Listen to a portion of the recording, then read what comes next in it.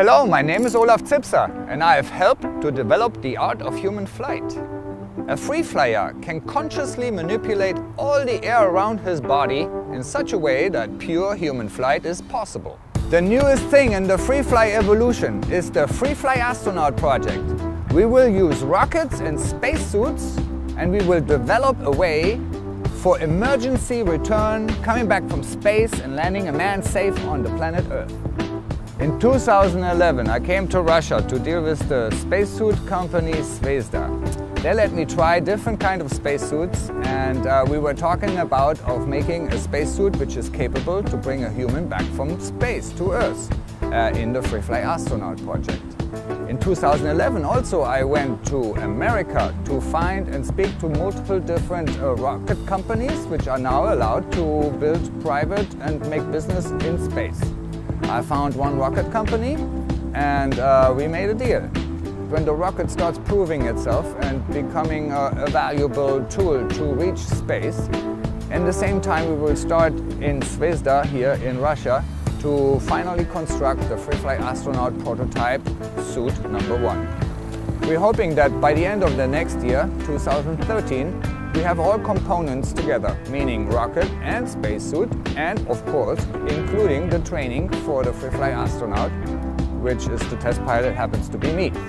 So next year I expect to have a lot of action for all of mankind to learn and experience some stuff about space which NASA or Roscosmos or the Chinese have not experienced yet. We will help all mankind to make space travel safer. My reason this year to come to Moscow and to Russia is to set up for the training which I will do next year at the Yuri Gagarin Cosmonaut Training Center. Over there they have the opportunity to make cosmonauts and astronauts train in all different angles underwater, which I have already lots of experience because I have more than 300 hours of free flying where we are in all kinds of different directions. Another big reason to come to the Cosmonaut Training Center is to experience the gravitational influences of a cosmonaut, for example, during takeoff or during re-entry. They have a centrifuge over there which is turning very fast, and a person inside this machine will experience multiple Gs up to 10 Gs. So this is one of the training which I for sure next year have to learn and do and test myself and train myself for, as the rocket will approximately take off with 3 Gs for about 4 minutes. Freefly has developed into something much bigger than I expected to be so quick. Like many people have uploaded the Freefly file into their mind and became human pilots. Just last week the best of free flying was demonstrated in Dubai under the authority of the Crown Prince. And I think up to 24 absolute good flyers got together and were playing in the sky like no mankind has ever seen. This kind of skill, this free fly skill, is the absolute necessity for the future free fly astronauts to come back to Earth, as there are some areas where it's very difficult to manipulate the air, and as there are areas where there's no air at all to manipulate. And so a lot of experience needs to be done to be this test pilot for this kind of mission. Freefly Astronaut Project will definitely challenge any kind of free flyer to do it for the first time. But of course the beginnings are tough and we really don't know yet of how everything needs to be done. That's why we call it research and development. How fast will a human being accelerate at a certain height, from a certain, with a certain body position. It's a very nice combination of all teams in this planet, on this Earth, to collect all their data and use all their individual data to make this technology one day happen. I'm very happy about this. Of course, there are some differences. Mr. Kittinger, Frenchman, and also Austrian team, they're all using balloons. A balloon has a certain capability to go and reach a certain height.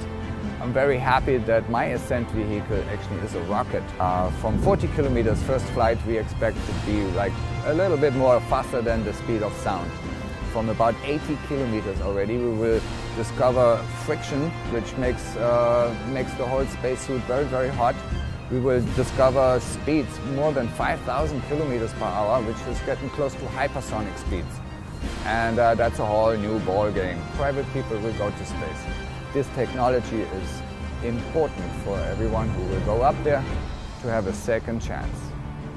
I have received multiple emails and phone calls about the question is like, Olav, how do you get off the rocket? And my answer to this is like, I'm not sure yet. We have multiple ideas. One idea is like I will be in the capsule, in some kind of capsule which then opens or I open it. And as there is in that moment is sort of like a microgravity environment, it will be very easy to kind of float out of the rocket into space like you would see an astronaut outside the space station, the ISS. Through extensive G-forces, blood starts to go towards the bottom. So in a sitting position, which my rocket actually suggests to do, as it is only like this big of a diameter, there's not much space to sit on it. So it would be the most smart would be actually to sit on it. But I think I will try to lie on it, like in the original position as it is approved and it's the best for the human body. As my spacesuit is made for high speeds and my spacesuit is supposed to be made for fire and hot environment.